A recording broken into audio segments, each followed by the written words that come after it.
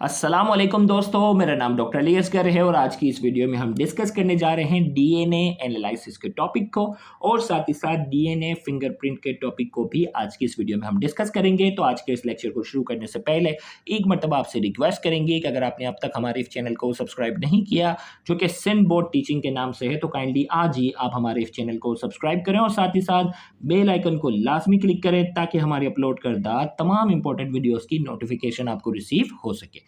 तो आइए हम स्टार्ट करते हैं DNA analysis. A set of technique used to study DNA structure, function and properties.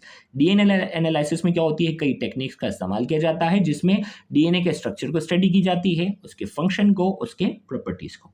अब ये क्यों किया जाता है? तो it is essential in genetics. Genetics में ये बहुत ज़रूरी है। फॉरेंसिक मेडिसिन क्या होती है, उसमें बाकायदा जो है वो मुख्तलिफ बायोलॉजी की फील्ड का इस्तेमाल करके जो है वो क्रिमिनल को आइडेंटिफाई करने के लिए क्या किया जाता है, इस्तेमाल किया जाता है। और बायोटेक्नोलॉजी, मुख्तलिफ जो है वो बायोटेक्नोलॉजी की मदद से जो है वो नई नई चीज़ें जो है वो जानदारों से तैयार की जाती है। It is also used to diagnosis of disease, developing drugs, enhancing agriculture yield and solving crimes। और यह क्या होता है, it is use to diagnosis of disease, मुख्तलिफ बीमारियों की डायग्नोसिस में मदद मिलती है, डेवलपिंग ड्रग्स, नई दवायाँ बनाने में, इन्हेंसिंग एग्रीकल्चर यील्ड, और क्या होता है कि एग्रीकल्चर की चीज़ों को तैयार करने में हेल्प की जाती है, एंड सॉल्विंग क्राइम, मुख्तलिफ क्राइम को भी सॉल्व करने में भी डीएनए एनालिसिस का रोल है। आइए अब हम बात करते हैं डीएनए फिंगरप्रिंट्स। अब देखें भाई, जिस तरह अल्लाह ताला ने हमारी जो फिंगरप्रिंट्स है ना, हमारी फिंगरप्रिंट्स जो है वो अल्लाह ताला ने अलग अलग बनाई है, इसी तरह डीएनए की भी जो सीक्वेंस होती है ये जो है वो अल्लाह ताला ने हर इंसान की अलग अलग बनाई है। आइए अब हम उसको डिस्कस करते हैं। It is found that each individual has a specific percentage of DNA which does not code for protein but repeated frequently on the genome of that individual. ये बात नोट की गई है कि एक पर्टिकुलर परसेंटेज होती है। देखिए डीएनए क्या बनाता है, मैसेंजर आरएनए बनाता है, मैसेंजर आरएनए क्या करता है, प्रोटीन बनाता है। नॉर्मली हमने जीन एक्सप्रेशन के अंदर ये पढ़ा था, लेकिन एक बात ये नोट की गई है कि each individual has a specific percentage of DNA. हर जानदार का डीएनए का एक स्पेसिफिक परसेंटेज होता है which does not code for protein, जो कि प्रोटीन नहीं बनाता, but repeated frequently on the genome of that individual, जो कि प्रोटीन बनाने का काम नहीं करता, लेकिन जो है वो बार बार ये पर्टिकुलर सीक्वेंस जो होती है, परसेंटेज जो होती है, ये बार बार किसी भी जानदार के क्रोमोसोम में रिपीट होती है। These repeated units vary in length from organism to organism of the same species। और हर स्पीशी के जानदार के अंदर ये जो रिपीटेड सीक्वेंस है ना डीएनए की, ये अलग अलग होती है। Such repeated units are 20 to 40 base pair long. इनकी लंबाई 20 से 40 जो है वो नाइट्रोजिनस बेस की लंबाई तक होती है। These variable and unique length of non-functional DNA are passed on to the offspring along with the complement of gene in a Mendelian fashion। और ये जो वेरिएबल और ये यूनिक लेंथ जो होती है ना नॉन फंक्शनल डीएनए की, ये जो है वो पेरेंट्स से आने वाली जनरेशन में क्या होती है, ट्रांसफर होती है। किसकी तरह? Mendelian fashion. मेंडल ने जिस तरह law of segregation, law of independent assort में ये सारी चीज़ें जो बताई थी ना, इस तरह एक नस्ल से दूसरी नस्ल में ये नॉन फंक्शनल डीएनए जो होता है वो ट्रांसफर होता है। अब जो है the difference in DNA gel electrophoresis pattern. अब क्या होगा कि ये जो नॉन फंक्शनल डीएनए है ना, वो हर जानदार में एक अलग अलग सीक्वेंस होती है ना, तो हम क्या करते हैं, उसको जेल इलेक्ट्रोफोरेसिस के जरिए उसके पैटर्न को जज करते हैं। The difference in DNA electrophoresis, देखिए इलेक्ट्रोफोरेसिस इससे पहले वाले लेक्चर में पढ़ा ना, तो हम क्या करते हैं, ये जो नॉन फंक्शनल डीएनए होता है ना, वो लेते हैं और उसके क्या करते हैं, फ्रेगमेंट्स बनाते हैं। फ्रेगमेंट्स बना के उसकी जेल इलेक्ट्रोफोरेसिस करते हैं। जेल इलेक्ट्रोफोरेसिस करेंगे तो हर जानदार की एक अलग अलग सीक्वेंस आ जाएगी, और फिर उस सीक्वेंस को क्या करेंगे, जो है वो दूसरे से मैच करेंगे, कंपैरिजन में काम आएगा। देखते हैं फिर इसकी इंपॉर्टेंस की बात करेंगे। The difference in DNA electrophoresis pattern among individual are called restriction fragments length polymorphism, जैसे शॉर्ट में रिफ लिप्स पढ़ते हैं। क्या पढ़ते हैं शॉर्ट में? रिफ लिप्स। तो हमने कहा द डिफरेंस इन डीएनए, अब ये नॉन फंक्शनल डीएनए है ना, उसको क्या करेंगे, डिफरेंट फ्रेगमेंट्स बनाएंगे, जेल इलेक्ट्रोफोरेसिस करवा देंगे। The difference in DNA electrophoresis pattern among individual are called restriction fragment length polymorphism. It is also called DNA fingerprints. तो ये नॉन फंक्शनल डीएनए जो होता है वो हर जानदार के अंदर उसकी सीक्वेंस अलग अलग होती है, तो हम उसके डिफरेंट फ्रेगमेंट्स बनाकर इसको जेल इलेक्ट्रोफोरेसिस में शामिल करते हैं, तो हर जानदार का ये अलग अलग बनता है। तो उसे हम कहते हैं रेस्ट्रिक्शन फ्रेगमेंट लेंथ पॉलीमॉर्फिज्म, रिफ्लिफ कहते हैं शॉर्ट में, या इसे हम डीएनए फिंगरप्रिंट कहते हैं आम जबान में। इंपॉर्टेंस की बात करेंगे, it is used to settle down the dispute over parentage relationship, identification of individual during accident. अब क्या होता है इसकी अहमियत ये है कि भाई पेरेंट्स पर क्या होती है, पेरेंटेज पर, भाई कौन किसका वालिद है। एक शख्स ने दावा किया कि फलां शख्स है वो मेरा वालिद है। अब उसको क्या करेंगे, इस मसले को हल करने के लिए क्या करेंगे, भाई जिसके ऊपर क्लेम किया गया उसके वालिद का सैंपल लेंगे और जो बेटा क्लेम कर रहा है उसका सैंपल लेंगे, और नॉन फंक्शनल डीएनए जो कि एक नस्ल से दूसरी नस्ल में क्या होता है, ट्रांसफर होता है, तो उसका हम पैटर्न निकालेंगे और पैटर्न को क्या करेंगे, उसके पेरेंट्स से कंपेयर करेंगे। अगर कंपेयर करेंगे और मैच कर रहा होगा तो इसका मतलब उसका वालिद है, और अगर मैच नहीं कर रहा होगा तो उसका वालिद नहीं है। और दूसरा क्या है, identification of individual during accident. Accident के अंदर क्या होता है, हवाई जहाज, specially plane crash. Plane crash में जो है वो इस तरह का हादसा होता है कि इंसान की लाश तक भी पहचानना जो है वो मुश्किल हो जाती है। तो प्लेन क्रैश के अंदर क्या करते हैं, कौन सी जो लाश के जो छोटे छोटे हिस्से हैं ये किसके रिश्तेदार हैं, तो उसमें जो है वो आइडेंटिफिकेशन करने के लिए भी इस्तेमाल किया जाता है। It is also use to identify criminals from blood, semen, saliva in hair follicle left at the scene of crime. कहीं वारदात होती है और कहीं क्राइम होने के बाद क्या करते हैं, क्रिमिनल की आइडेंटिफिकेशन करने के लिए। क्रिमिनल्स की आइडेंटिफिकेशन किससे करते हैं, कहाँ थोड़ा सा खून मिल गया, उस खून का सैंपल लेकर उसको डिटेक्ट करते हैं। सीमेन जो रिप्रोडक्टिव फ्लूइड है, सलाइवा का सैंपल मिल गया, या बाल जो मिल गए ना उसके हेयर फॉलिकल जो क्राइम के सीन पे मिलते हैं, तो उससे भी बाकायदा डीएनए फिंगरप्रिंट करके हम मालूम कर सकते हैं कि वहाँ कौन सा शख्स आया था। अब थोड़ा सा मैकेनिज्म ऑफ रिफ्लिप्स की हम बात करेंगे डीएनए फिंगरप्रिंट।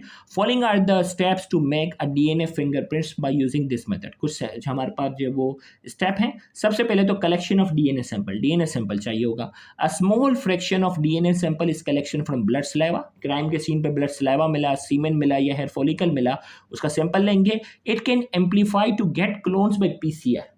पीसीआर हमने पढ़ा था ना, पॉलीमेरेज चेन रिएक्शन, जिसमें छोटे से फ्रेगमेंट्स की हम बहुत सारी कॉपियां बनाते हैं, तो उसको हम पीसीआर के जरिए एम्पलीफाई कर देंगे। फिर एम्पलीफाई करने के बाद digestion and separation of RFLPs. The collected DNA sample, if digested by specific restriction enzyme, it produce different size fragments. This mixture of DNA is separated by gel electrophoresis. अब जैसे ही PCR के जरिए हमने उसको amplify किया, फिर हम क्या करेंगे, डीएनए का जो सैंपल होगा उसको स्पेसिफिक रेस्ट्रिक्शन एंजाइम के जरिए उसको क्या करेंगे, डाइजेस्ट करेंगे, टुकड़े टुकड़े करेंगे। It produce different size of DNA fragments. इसके नतीजे में क्या होंगे, डीएनए के डिफरेंट सेगमेंट्स में फ्रेगमेंट्स मिलेंगे। This mixture of DNA separated by electrophoresis. Electrophoresis हम पढ़ चुके हैं, उसके फिर क्या करेंगे, इलेक्ट्रोफोरेसिस के जरिए उसके फ्रेगमेंट्स को सेपरेट किया जाएगा। Denaturation of fragments. The electrophorese gel is placed into an alkaline solution to denature the dsDNA into single stranded DNA। ये है double stranded DNA into single stranded DNA. अब क्या करेंगे, जो इलेक्ट्रोफोरेसिस के जरिए जो डीएनए थे ना, इलेक्ट्रोफोरेसिस के जरिए जो डीएनए थे अब वो सेपरेट हो गए ना। अब ये इलेक्ट्रोफोरेस वाले जो होंगे उस जेल को हम क्या करेंगे, अल्कलाइन सोल्यूशन में डालेंगे ताकि वो डबल स्ट्रैंडेड डीएनए को तोड़कर सिंगल स्ट्रैंडेड डीएनए में कन्वर्ट करें। फिर क्या करेंगे, blotting. In this step, transfer of DNA into nitrocellulose membrane.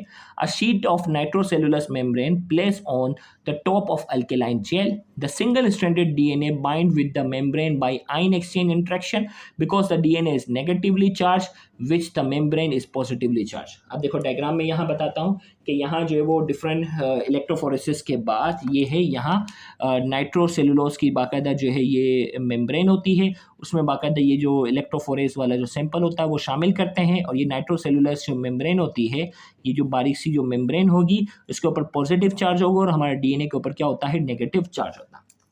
Negative charge हो गया तो यहाँ हमने कहा कि इस स्टेप में जो है वो डीएनए को नाइट्रोसेलुलोज मेम्ब्रेन पर जो है वो ट्रांसफर करेंगे।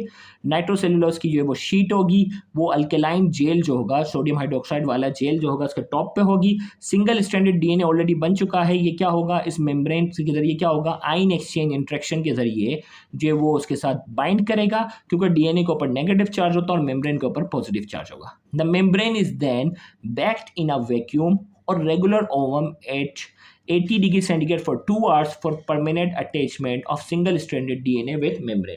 फिर क्या करेंगे कि इस मेम्ब्रेन को जो है वो बाकायदा एक रेगुलर ओवन में या वैक्यूम में रखेंगे 2 घंटे के लिए 80 डिग्री सेंटीग्रेड पर, ताकि ये सिंगल स्ट्रैंडेड डीएनए जो होगा वो उस मेम्ब्रेन के साथ जो है वो परमानेंटली क्या हो जाए, सिंगल स्ट्रैंडेड डीएनए के साथ जो है वो परमानेंटली जो है वो बाकायदा ये अटैच हो जाएंगे। तो अलग अलग हमारे पास क्या हो जाता है, पैटर्न बन जाएगा।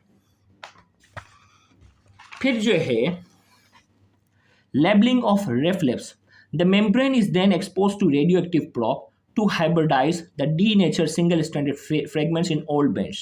The radioactive DNA can be observed by autoradiography. अब मेम्ब्रेन को क्या करेंगे, रेडियो एक्टिव प्रोब का जो है वो इस्तेमाल करेंगे, रेडियो एक्टिव सब्सटेंस का इस्तेमाल करेंगे to hybridize the denature single stranded fragments in old bench. Single stranded fragments को क्या करेंगे, डिफरेंट बेंच में करेंगे. अब देखो भाई, प्रोब का कॉन्सेप्ट मैं पहले भी इससे पहले वाले लेक्चर में समझा चुका हूं. फॉर एग्जाम्पल, डीएनए की सीक्वेंस है adenine, thymine, cytosine, guanine, thymine. तो हमारा जो प्रोब है, फॉर एग्जांपल हम चाह रहे हैं कि ये वाली सीक्वेंस जो है वो क्या हो जाए, इसके साथ अटैच हो. तो प्रोब में क्या होगा, डीएनए की वो सीक्वेंस होती है जो हमें मालूम होती है.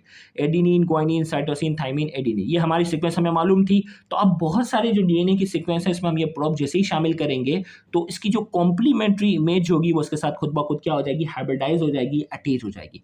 यानी एडेनिन, ग्वाइनिन, साइटोसिन, थाइमिन और एडेनिन के साथ वही अटैच होगा जिसकी सीक्वेंस ये होगी, thymine, cytosine, guanine, adenine, thymine. Opposite sequence इसके साथ क्या हो जाएगी, हाइब्रिडाइज होगी. तो ये डीएनए प्रोब था, इससे पहले भी हमने समझा था. तो यहाँ हम ये बात करने जा रहे हैं, the membrane is expose to radio active probe. अब जो प्रोब होगा वो क्या होगा, उसमें रेडियो एक्टिव सब्सटेंस इस्तेमाल होगा. हमारे डीएनए के अंदर ये आम न्यूक्लियोटाइड नहीं होंगे, रेडियो एक्टिव एलिमेंट का इस्तेमाल किया जाएगा. Probe to hybridize the denatured single stranded fragments into old bench. अब ये जो डीएनए ये तो सिंगल स्ट्रैंडेड है, डबल स्ट्रैंडेड होता तो नहीं जुड़ता, सिंगल स्ट्रैंडेड है तो हमारे प्रोब के साथ जुड़ जाएगा.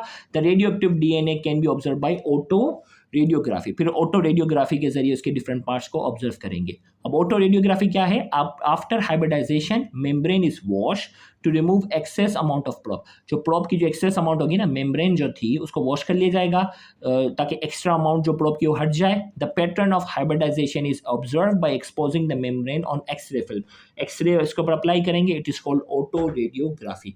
ऑटो रेडियोग्राफी के जरिए बाकायदा क्या करेंगे, उसके डिफरेंट पैटर्न को ऑब्जर्व किया जाएगा और दूसरे क्रिमिनल से या पेरेंटेज इशू है तो उससे क्या किया जाएगा, कंपेयर किया जाएगा. एक शख्स का जो है वो रिफ्लेक्ट तैयार कर दिया गया है, रेस्ट्रिक्शन, लेंथ, पॉलीमॉर्फिज्म, और फिर दूसरे शख्स का भी हम तैयार करेंगे और उसको मैच करेंगे. अगर इनका पैटर्न मैच कर रहा है तो इसका मतलब इनका आपस में ब्लड रिलेशन है. अगर मैच नहीं कर रहा तो इनका जो है वो कोई ब्लड रिलेशन नहीं है. तो यहाँ जाकर ये डीएनए फिंगरप्रिंट का लेक्चर जो है वो मुकम्मल हुआ. उम्मीद करते हैं आज के ये लेक्चर आपके लिए इन्फॉर्मेटिव होगा. Thank you very much. अल्लाह हाफिज़.